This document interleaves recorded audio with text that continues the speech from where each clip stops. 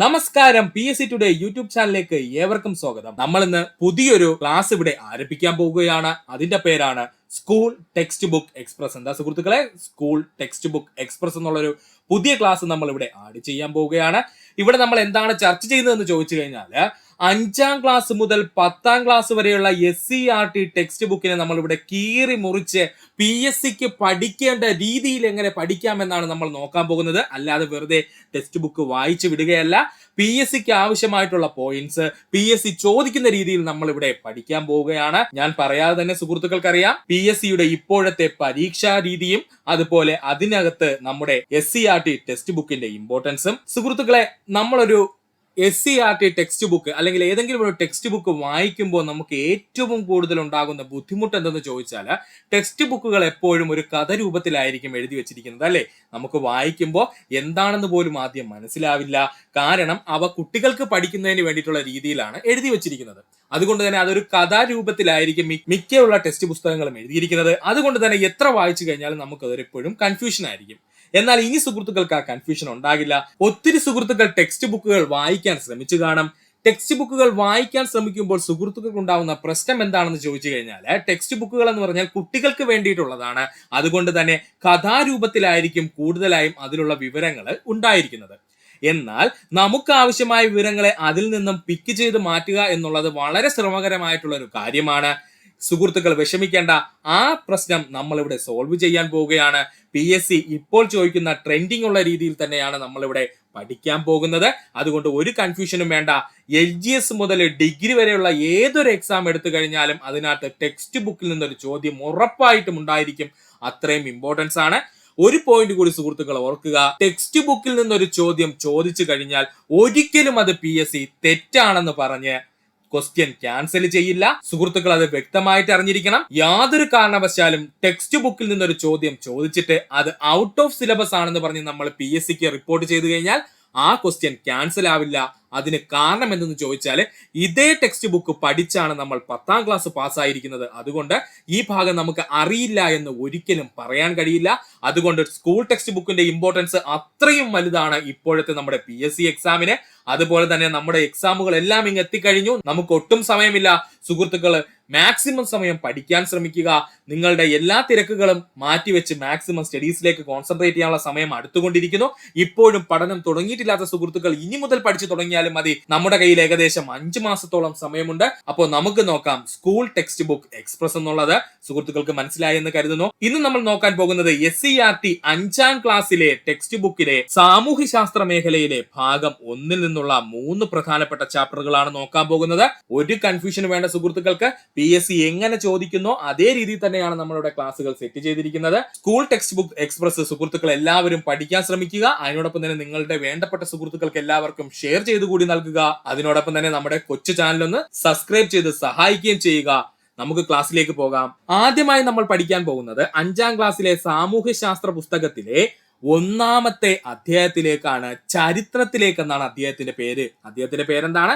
ചരിത്രത്തിലേക്കെന്നാണ്. നമുക്ക് നോക്കാം. എഴുത്തുവിദ്യ രൂപപ്പെടുന്നതിന് മുമ്പുള്ള കാലഘട്ടം അറിയപ്പെടുന്ന പേരായിരുന്നു ചരിത്രാതീത കാലഘട്ടം. എഴുത്തുവിദ്യ രൂപപ്പെടുന്നതിന് മുമ്പുള്ള കാലഘട്ടം അറിയപ്പെട്ടിരുന്ന പേരായിരുന്നു ചരിത്രാതീത കാലഘട്ടം. ഒന്നുകൂടി പറയാം സുഹൃത്തുക്കളെ, എഴുത്തുവിദ്യ രൂപപ്പെടുന്നതിന് മുമ്പുള്ള കാലഘട്ടം അറിയപ്പെട്ടിരുന്ന പേരായിരുന്നു ചരിത്രാതീത കാലഘട്ടം. ചരിത്രാതീത കാലഘട്ടത്തിൽ മനുഷ്യൻ ഏറ്റവും കൂടുതൽ ഉപയോഗിച്ചിരുന്ന ഉപകരണങ്ങൾ കല്ലുകൊണ്ടുള്ള ഉപകരണങ്ങളായിരുന്നു. ചരിത്രാതീത കാലഘട്ടത്തിൽ മനുഷ്യൻ ഏറ്റവും കൂടുതൽ ഉപയോഗിച്ചു കൊണ്ടിരുന്ന ഉപകരണങ്ങൾ ചോദിച്ചാൽ അത് കല്ലുകൊണ്ട് നിർമ്മിച്ച ഉപകരണങ്ങളായിരുന്നു. ചരിത്രാതീത കാലഘട്ടത്തെ കുറിച്ച് തെളിവ് നൽകിയ ഗുഹാചിത്രമാണ് ഭിംബേക്ക ഗുഹാചിത്രങ്ങൾ. എന്താണ്? ഭിംബേക്ക ഗുഹാചിത്രങ്ങളാണ് ചരിത്രാതീതമായ കാലത്തെ കുറിച്ചുള്ള തെളിവുകൾ നൽകിയത്. പഠിച്ചോളണേ, പ്രീവിയസ് ചോദ്യമാണ്. ചരിത്രാതീത കാലത്തെ കുറിച്ച് തെളിവ് നൽകിയ ഗുഹാചിത്രം എന്ന് ചോദിച്ചാൽ അത് ഭിംബേക്ക ഗുഹാചിത്രങ്ങളായിരുന്നു.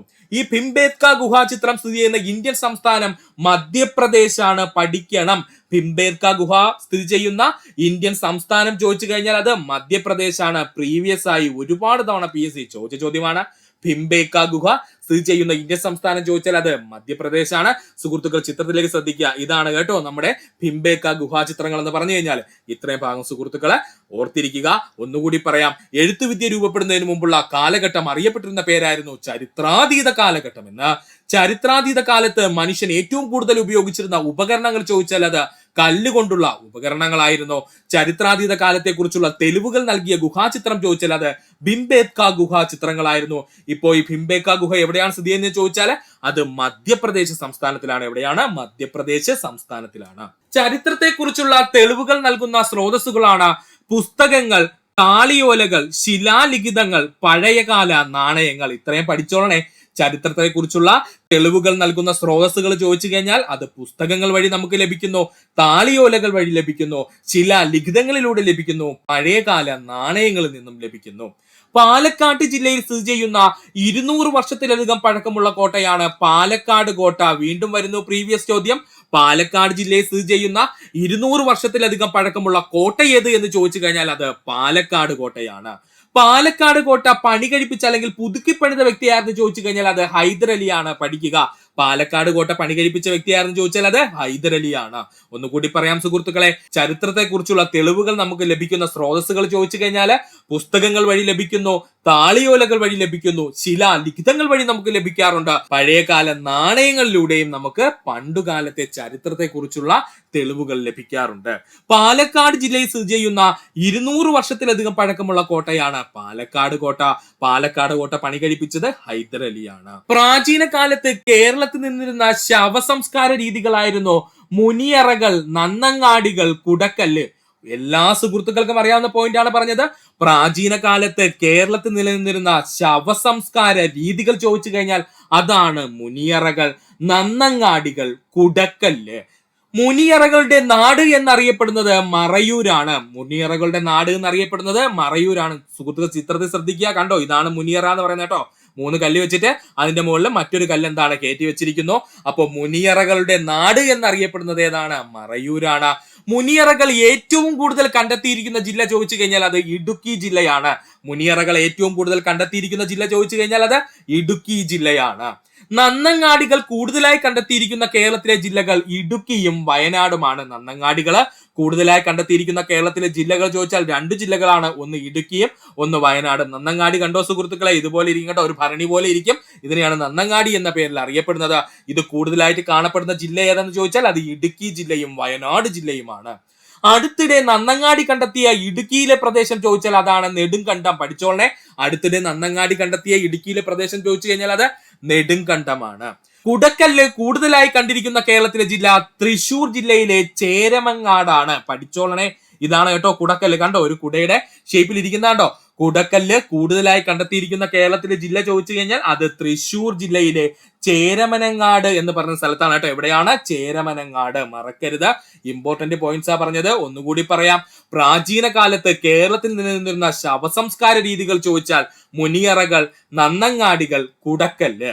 മുനിയറകളുടെ നാട് എന്നറിയപ്പെടുന്നത് മറയൂരാണ്. മുനിയറകൾ ഏറ്റവും കൂടുതൽ കണ്ടെത്തിയിരിക്കുന്ന കേരളത്തിലെ ജില്ല ചോദിച്ചാൽ അത് ഇടുക്കി ജില്ലയാണ്. നന്നങ്ങാടികൾ കൂടുതലായി കണ്ടെത്തിയിരിക്കുന്ന കേരളത്തിലെ ജില്ലകൾ ചോദിച്ചാൽ 2 ജില്ലകൾ ഇടുക്കിയും വയനാടും. അടുത്തിടെ നന്നങ്ങാടി കണ്ടെത്തിയ ഇടുക്കിയിലെ പ്രദേശം ചോദിച്ചു കഴിഞ്ഞാൽ അത് നെടുങ്കണ്ടമാണ്. കുടക്കല്ല് കൂടുതലായി കണ്ടെത്തിയിരിക്കുന്ന കേരളത്തിലെ ജില്ല ചോദിച്ചാൽ അത് തൃശൂർ ജില്ലയിലെ ചേരമനങ്ങാടാണ്. എവിടെയാണ്? ചേരമനങ്ങാടാണ്. പഠിക്കുക. ലോകത്തിൽ പൊതുവായി കാലഗണനയ്ക്ക് ഉപയോഗിക്കുന്നത് ക്രിസ്തു വർഷമാണ്. ലോകത്തിൽ പൊതുവായിട്ട് കാലഗണനയ്ക്ക് ഉപയോഗിക്കുന്ന അല്ലെങ്കിൽ ഒരു കാലത്തിനെ കൃത്യമായിട്ട് കണക്കാക്കാൻ ഉപയോഗിക്കുന്നത് ക്രിസ്തു വർഷമാണ്. യേശു ക്രിസ്തു ജനിക്കുന്നതിന് മുമ്പുള്ള കാലഘട്ടത്തെ BC അഥവാ ബിഫോർ ക്രൈസ്റ്റ് എന്ന പേരിൽ അറിയപ്പെടുന്നു. ഒത്തിരി തവണ PSC ചോദിച്ചതാണ്. പ്രീവിയസ് ആയി ചോദിച്ച ക്വസ്റ്റ്യൻ ആണ്. യേശു ക്രിസ്തു ജനിക്കുന്നതിന് മുമ്പുള്ള കാലഘട്ടത്തെ ബിഫോർ ക്രൈസ്റ്റ് അല്ലെങ്കിൽ BC എന്ന് നമ്മൾ വിളിക്കുന്നു. യേശു ക്രിസ്തു ജനിച്ചതിന് ശേഷമുള്ള കാലഘട്ടത്തെ AD എന്നറിയപ്പെടുന്നു അഥവാ അന്നോ ഡൊമിനി എന്ന പേരിൽ അറിയപ്പെടുന്നു. എന്താ അറിയപ്പെടുന്നത് AD എന്ന് വെച്ച് കഴിഞ്ഞാൽ? അന്നോ ഡൊമിനി എന്നാണ്. അപ്പോ ADയുടെ ഫുൾ ഫോം എന്താ സുഹൃത്തുക്കളെ? അന്നോ ഡൊമിനി എന്നാണ്. യേശു ക്രിസ്തു ജനിച്ചതിന് ശേഷമുള്ള കാലഘട്ടമാണെങ്കിൽ അതിനെ AD എന്ന് നമ്മൾ വിളിക്കുന്നു. ADയുടെ പൂർണ്ണരൂപം എന്തെന്ന് ചോദിച്ചാൽ അത് അന്നോ ഡൊമിനി എന്നാണ്. ADയും BCയും ഇപ്പോൾ യഥാക്രമം CE അഥവാ കോമൺ ഇറ എന്നും BCയെ BCE അഥവാ ബിഫോർ കോമൺ ഇറ എന്നും അറിയപ്പെടുന്നു. അപ്പോൾ ആദ്യകാലങ്ങളിൽ നമ്മള് AD എന്നും BC എന്നും ഒക്കെ പറഞ്ഞിരുന്നെങ്കിലും ഇപ്പോൾ നമ്മൾ അത് മാറ്റിയിട്ടുണ്ട്.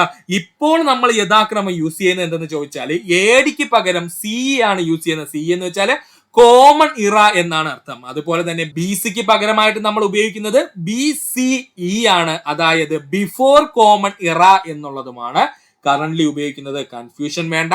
ആദ്യകാലത്ത് കാലഗണനയ്ക്കായിട്ട് നമ്മൾ ഉപയോഗിച്ചിരുന്നത് ADയും BCയും ആയിരുന്നു അല്ലേ സുഹൃത്തുക്കളെ? ഈ ADയും BCയും മാറിയിട്ട് ഇപ്പൊ നമ്മൾ ADക്ക് പകരം ഉപയോഗിക്കുന്നതാണ് CE, അതുപോലെ BCക്ക് പകരം നമ്മൾ ഉപയോഗിക്കുന്നതാണ് BCE എന്ന് പറയുന്നത്. ഇനി യവന്മാരെ രണ്ടുപേരുടെ എക്സ്പ്ലനേഷൻ പഠിച്ചു കഴിഞ്ഞാൽ നമ്മുടെ പരിപാടി കഴിഞ്ഞു.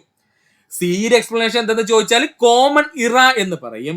അതുപോലെ BCEയുടെ എക്സ്പ്ലനേഷൻ ചോദിച്ചു കഴിഞ്ഞാൽ അത് ബിഫോർ കോമൺ ഇറ എന്നുമാണ്. BCEയുടെ ഫുൾ ഫോം എന്തെന്ന് ചോദിച്ചു കഴിഞ്ഞാൽ അത് ബിഫോർ കോമൺ എറ എന്നുമാണ്. ഇത്രയേ ഉള്ളൂ ഇവിടെ പറഞ്ഞത്. കൺഫ്യൂഷൻ ഒന്നും വേണ്ട. ഒരു നൂറ്റാണ്ട് എന്ന് പറഞ്ഞു കഴിഞ്ഞാൽ 100 വർഷമാണ്. പഠിച്ചോളനെ. പണ്ട് കാലത്ത് PSC പ്രീവിയസ് ആയി ചോദിച്ചിട്ടുണ്ട്. ഇനി ചിലപ്പോൾ ചോദിക്കാം. എക്സാം എളുപ്പമാണെങ്കിൽ ടെക്സ്റ്റ് ബുക്കിൽ ഈ ഭാഗത്ത് നിന്നൊക്കെ എടുത്ത് ചോദിക്കും. ഒരു നൂറ്റാണ്ടെന്ന് പറഞ്ഞു കഴിഞ്ഞാൽ അപ്പോൾ 100 വർഷമാണ്. AD 1 മുതൽ AD 100 വരെയുള്ള കാലഘട്ടമാണ് 1-ാം നൂറ്റാണ്ട്. AD 1 മുതൽ AD 100 വരെയുള്ള കാലഘട്ടമാണ് 1-ാം നൂറ്റാണ്ട് എന്നറിയപ്പെടുന്നത്. നമ്മൾ ഇപ്പോഴുള്ള നൂറ്റാണ്ട് 21-ാം നൂറ്റാണ്ട്. പഠിച്ചോളനെ, ഇമ്പോർട്ടന്റ് ആണ്. നമ്മൾ ഇപ്പോഴുള്ള നൂറ്റാണ്ട് ചോദിച്ചു കഴിഞ്ഞാൽ അത് 21-ാം നൂറ്റാണ്ടാണ്. 1900 മുതൽ 2000 വരെ 20-ാം നൂറ്റാണ്ട്. 1900 മുതൽ 2000 വരെ അറിയപ്പെട്ടിരുന്നത് 20-ാം നൂറ്റാണ്ടെന്നാണ്. അതുപോലെ 1800 മുതൽ 1900 വരെ 19-ാം നൂറ്റാണ്ട് എന്നായിരുന്നു അറിയപ്പെട്ടിരുന്നത്. 1800 മുതൽ 1900 വരെ 19-ാം നൂറ്റാണ്ട് എന്നാണ് അറിയപ്പെട്ടത്. ഇങ്ങനെ പറഞ്ഞത് എന്തെന്ന് ചോദിച്ചു കഴിഞ്ഞാല് PSC ചിലപ്പോൾ ഏതെങ്കിലും ഒരു വർഷം തന്നിട്ട് ഇത് ഏത് നൂറ്റാണ്ടിലാണ് നടന്നതെന്ന് ചോദിക്കും. അപ്പോൾ കൺഫ്യൂഷൻ ഉണ്ടാവരുത്. അപ്പോൾ 2000-ന് ശേഷം ഇപ്പോ നമ്മൾ ഉള്ള നൂറ്റാണ്ട് എന്ന് ചോദിച്ചാൽ അത് 21-ാം നൂറ്റാണ്ടാണ്. 1900 മുതൽ 2000 വരെ നടന്ന ഇന്ത്യയിലും ലോകത്തും നടന്ന എല്ലാ സംഭവങ്ങളും 20-ാം നൂറ്റാണ്ടിൽ നടന്നതാണ്. അതുപോലെ 1800 മുതൽ 1900 വരെയുള്ള കാലഘട്ടത്തില് നമ്മുടെ ലോകത്തും ഇന്ത്യയിലും കേരളത്തിലും ഒക്കെ നടന്ന പ്രധാനപ്പെട്ട സംഭവങ്ങളെല്ലാം 19-ാം നൂറ്റാണ്ടിൽ നടന്ന സംഭവങ്ങളാണ്. ഇങ്ങനെ തന്നെ പഠിച്ചോളണം. ഇമ്പോർട്ടന്റ് ആണ്. അങ്ങനെയുള്ള ചോദ്യങ്ങൾ PSC പണ്ട് ചോദിച്ചിട്ടുണ്ട്. ഇനി അതുപോലുള്ള ചോദ്യങ്ങൾ ചോദിക്കാൻ സാധ്യതയുണ്ട്. അതുകൊണ്ട് നമ്മൾ വ്യക്തമായിട്ട് ആ ഭാഗം പഠിച്ചിരിക്കണം. നമ്മൾ 2-ാം അധ്യായത്തിലേക്ക് പോവുകയാണ്. 2-ാമത്തെ അധ്യായമാണ് കല്ലിൽ നിന്നും ലോഹത്തിലേക്ക്. കല്ലിൽ നിന്നും ലോഹത്തിലേക്ക് എന്നുള്ളതാണ് നമ്മുടെ 2-ാമത്തെ അധ്യായം. അതിൽ എന്തൊക്കെ PSC ചോദ്യങ്ങൾ ഒളിച്ചു കിടക്കുന്നുണ്ടെന്ന് നമുക്കൊന്ന് നോക്കാം. കല്ലിൽ നിന്നും ലോഹത്തിലേക്ക്. കല്ല് ആയുധമാക്കി ഉപയോഗിച്ചിരുന്ന കാലഘട്ടമാണ് ശിലായുഗ കാലഘട്ടം. കല്ല് ആയുധമാക്കി ഉപയോഗിച്ചിരുന്ന കാലഘട്ടമാണ് ശിലായുഗ കാലഘട്ടം. ആയുധ നിർമ്മാണത്തിന്, ഉപകരണ നിർമ്മാണത്തിനും മനുഷ്യർ പരുക്കൻ കല്ലുകൾ ഉപയോഗിച്ചിരുന്ന കാലഘട്ടം പ്രാചീന ശിലായുഗം. PSCയുടെ പ്രീവിയസ് ചോദ്യമാണ്. ഇപ്പൊ അങ്ങോട്ട് ചോദിച്ചതേ ഉള്ളൂ. ആയുധ നിർമ്മാണത്തിന്, ഉപകരണ നിർമ്മാണത്തിനും ആദ്യകാല മനുഷ്യർ പരുക്കൻ കല്ലുകൾ ഉപയോഗിച്ചിരുന്നു. ആ കാലഘട്ടം അറിയപ്പെട്ടിരുന്ന പേരാണ് പ്രാചീന ശിലായുഗം. ആ കാലത്തുണ്ടായിരുന്ന മനുഷ്യര് അവിടെ എവിടെയും കിടക്കുന്ന കല്ലുകൾ കാണും. അവ മൂർച്ചയുണ്ടോ ഇല്ലയെന്നും അവർ നോക്കത്തില്ല. ഏകദേശം ഒരു ഷേപ്പ് ഉണ്ടെങ്കിൽ അവരെന്ത് ചെയ്യും? അവർക്ക് ആയുധ നിർമ്മാണമൊന്നും അറിയത്തില്ലായിരുന്നു. എന്നാലും അവരെന്ത് ചെയ്യും? ഈ കൂർത്ത കല്ലുകൾ പറക്കിയിട്ട് അവർ അത് ഉപയോഗിച്ച് വേട്ടയാടുന്നതിനും അല്ലെങ്കിൽ കൃഷി ആവശ്യത്തിനൊക്കെ ഉപയോഗിച്ചിരുന്നു കേട്ടോ. അപ്പോ മനുഷ്യൻ തീ ഉപയോഗിക്കാൻ തുടങ്ങിയ കാലഘട്ടം പ്രാചീന ശിലായുഗം. മനുഷ്യൻ തീ ഉപയോഗിക്കാൻ തുടങ്ങിയ കാലഘട്ടം ചോദിച്ചു കഴിഞ്ഞാൽ അത് പ്രാചീന ശിലായുഗമാണ്. PSCയുടെ പ്രീവിയസ് ചോദ്യം പിന്നെയും വന്നിരിക്കുന്നു. മനുഷ്യൻ തീ ഉപയോഗിക്കാൻ തുടങ്ങിയ കാലഘട്ടം ചോദിച്ചാൽ അത് പ്രാചീന ശിലായുഗ കാലഘട്ടത്തിലാണ്. ഒന്നുകൂടി പറയാം സുഹൃത്തുക്കളെ. കല്ല് ആയുധമാക്കി ഉപയോഗിച്ചിരുന്ന കാലഘട്ടം ശിലായുഗ കാലഘട്ടമാണ്. ആയുധ നിർമ്മാണത്തിനും ഉപകരണ നിർമ്മാണത്തിനും മനുഷ്യർ പരുക്കൻ കല്ലുകൾ ഉപയോഗിച്ചു തുടങ്ങിയ കാലഘട്ടം ചോദിച്ചാൽ അത് പ്രാചീന ശിലായുഗമാണ്. സുഹൃത്തുക്കൾ ചിത്രത്തിലേക്ക് നോക്കുക. കണ്ടോ, ഇതാണ് കേട്ടോ പ്രാചീന ശിലായുഗത്തിൽ ഉപയോഗിച്ചിരുന്ന കല്ലുകൾ. കണ്ടോ, അവയ്ക്ക് വ്യക്തമായ ഒരു ആകൃതിയൊന്നുമില്ല. പക്ഷേ കൂർത്തതാണോ എങ്കിൽ അവരെന്ത് ചെയ്യുമായിരുന്നു? അതിനെ ആയുധത്തിനും അതുപോലെ തന്നെ ഉപകരണങ്ങൾ നിർമ്മിക്കാനും ഉപയോഗിച്ചിരുന്നു. മനുഷ്യൻ തീ ഉപയോഗിക്കുവാൻ തുടങ്ങിയ കാലഘട്ടം പ്രാചീന ശിലായുഗം. മനുഷ്യൻ തീ ഉപയോഗിക്കാൻ തുടങ്ങിയ കാലഘട്ടം ചോദിച്ചു കഴിഞ്ഞാൽ അത് പ്രാചീന ശിലായുഗമാണ്. പഠിക്കുക. പരുക്കൻ കല്ലുകളെ മിനുസപ്പെടുത്തിയും മൂർച്ച കൂട്ടിയും ആയുധങ്ങളും ഉപകരണങ്ങളും മനുഷ്യൻ ഉപയോഗിച്ചു തുടങ്ങിയ കാലഘട്ടമാണ് നവീന ശിലായുഗം. വീണ്ടും വന്നിരിക്കുന്നു പ്രീവിയസ് ചോദ്യം. പരുക്കൻ കല്ലുകളെ മിനുസപ്പെടുത്തിയും മൂർച്ച കൂട്ടിയും ആയുധങ്ങളും ഉപകരണങ്ങളും മനുഷ്യൻ നിർമ്മിച്ചു തുടങ്ങിയ കാലഘട്ടം അറിയപ്പെടുന്ന പേരാണ് നവീന ശിലായുഗം. ഒന്നുകൂടി പറയാൻ സുഹൃത്തുക്കളെ, കൺഫ്യൂഷൻ ഒന്നും വേണ്ട. ആദ്യകാലത്തെ മനുഷ്യർക്ക് ഏകദേശം ഒരു ഷേപ്പ് ഉണ്ടായിരുന്ന കല്ല് മതി. അതവരെന്ത് ചെയ്തു? ആയുധമായിട്ടും അതുപോലെ തന്നെ ഉപകരണങ്ങൾ നിർമ്മിക്കാനും ഉപയോഗിച്ചിരുന്നു. അതിന് നമ്മൾ വിളിച്ചിരുന്നതാണ് പ്രാചീന ശിലായുഗം എന്ന്. എന്നാൽ പരുക്കൻ കല്ലുകളെ ഒന്ന് മിനുസപ്പെടുത്തിയും അവയുടെ മൂർച്ച കൂട്ടിയും ആയുധങ്ങളും ഉപകരണങ്ങളും മനുഷ്യൻ ഉണ്ടാക്കാൻ തുടങ്ങി. ആ കാലഘട്ടം അറിയപ്പെടുന്ന പേരാണ് നവീന ശിലായുഗം എന്ന പേരിൽ അറിയപ്പെടുന്നു. എന്ത് പേരിലാണ്? നവീന ശിലായുഗം എന്ന പേരിൽ അറിയപ്പെടുന്നു. നവീന ശിലായുഗ കാലഘട്ടത്തിൽ മനുഷ്യ ജീവിതത്തിലെ പ്രത്യേകതകൾ നമ്മൾ പഠിച്ചിരിക്കണം. കൃഷി ആരംഭിച്ചത് നവീന ശിലായുഗ കാലഘട്ടത്തിലാണ്. കൃഷി ആരംഭിക്കുന്നത് നവീന ശിലാ കാലഘട്ടത്തിലാണ്. അപ്പൊ അതിനു മുമ്പ് വരെ മനുഷ്യൻ വേട്ടയാടിയായിരുന്നു കേട്ടോ ജീവിച്ചിരുന്നത്. മനുഷ്യൻ മൃഗങ്ങളെ വേട്ടയാടിയായിരുന്നു ജീവിച്ചിരുന്നത്. എന്നാൽ നവീന ശിലായുഗ കാലഘട്ടം എത്തിയതോടുകൂടി മനുഷ്യൻ കൃഷി എന്ന് പറയുന്നത് ആരംഭിച്ചു. വാസസ്ഥലങ്ങൾ ഉണ്ടാക്കി. മനുഷ്യന് വേണ്ടിയിട്ട് അവര് വാസസ്ഥലങ്ങൾ ഉണ്ടാക്കി.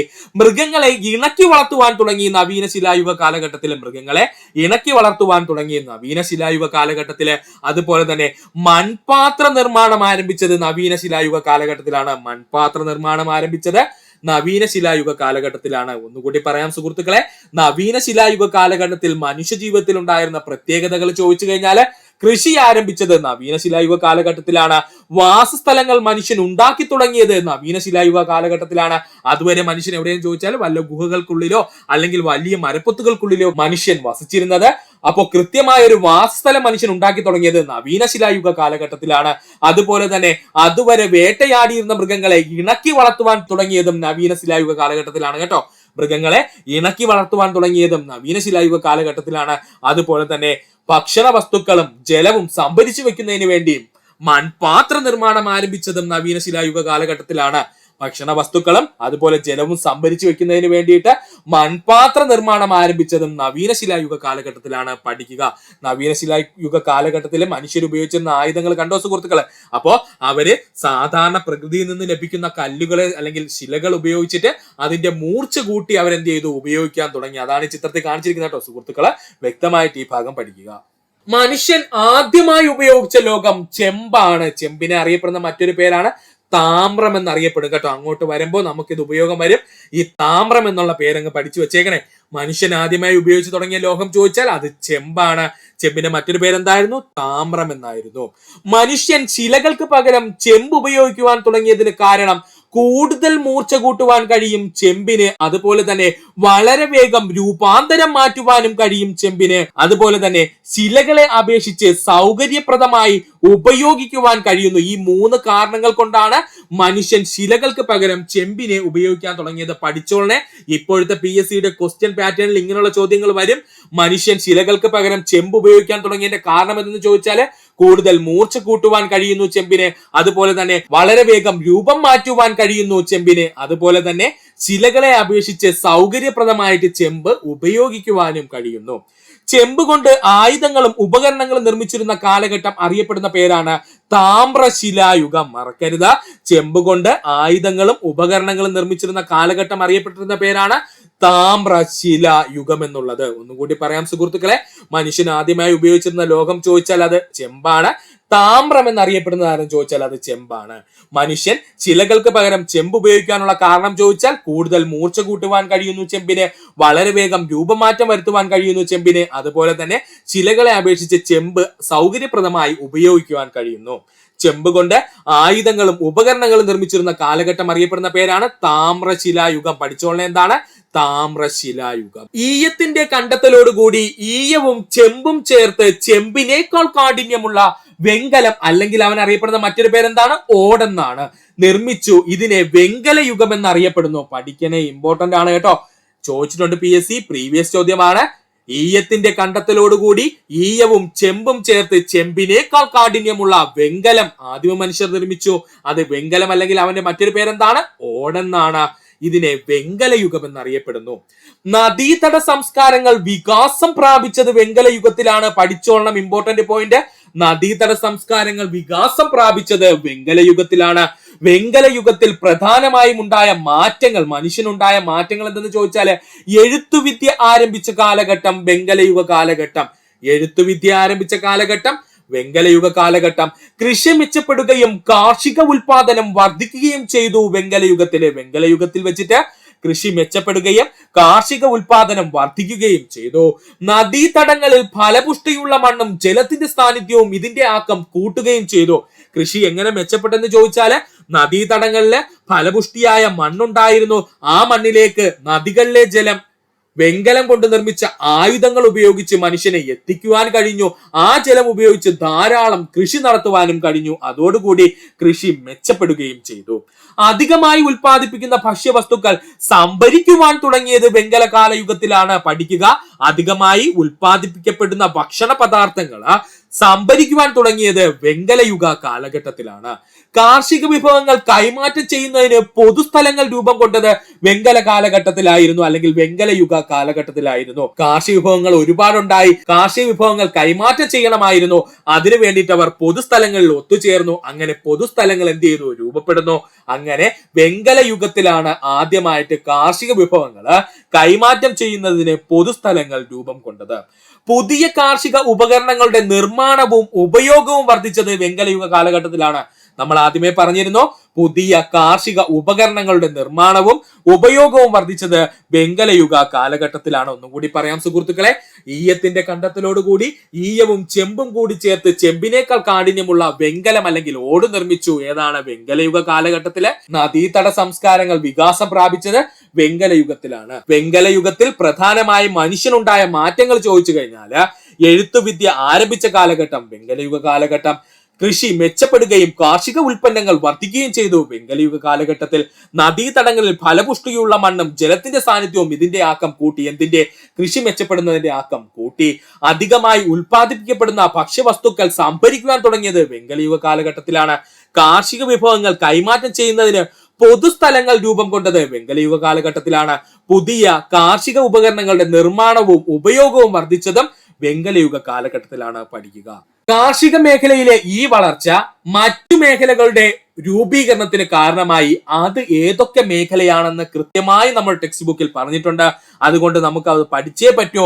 നമുക്ക് നോക്കാം. കാർഷിക മേഖലയിൽ ഉണ്ടായ വെങ്കല കാലഘട്ടത്തിലെ പുരോഗതി മറ്റേതൊക്കെ മേഖലയിലെ വളർച്ചയ്ക്ക് കാരണമായി എന്ന് ചോദിച്ചാൽ ഇഷ്ടിക നിർമ്മാണം, തുണി നെയ്ത്ത്, മൺപാത്ര നിർമ്മാണം, ആയുധ നിർമ്മാണം, കന്നുകാലി വളർത്തൽ, ആഭരണങ്ങൾ അല്ലെങ്കിൽ നമുക്ക് പറയാം കരകൗശല വസ്തുക്കളുടെ നിർമ്മാണം. ആഭരണങ്ങൾ അല്ലെങ്കിൽ കരകൗശല വസ്തുക്കളുടെ നിർമ്മാണം. സുഹൃത്തുക്കൾ, ചിത്രത്തിൽ ശ്രദ്ധിക്കുക. ഈ ചിത്രത്തിൽ കാണിച്ചിരിക്കുന്ന എല്ലാ മേഖലകളും കാർഷിക മേഖലയോടൊപ്പം വളർന്നതാണ് കേട്ടോ. ഒന്നുകൂടി പറയാം, കാർഷിക മേഖലയിൽ ഉണ്ടായ വളർച്ച മറ്റു മേഖലകളിലേക്ക് മനുഷ്യൻ എന്ത് ചെയ്തു? കൂടുതൽ വളരുന്നതിന് കാരണമാക്കി. അപ്പൊ ഏതൊക്കെയെന്ന് ചോദിച്ചാൽ ഇഷ്ടികയുടെ നിർമ്മാണം,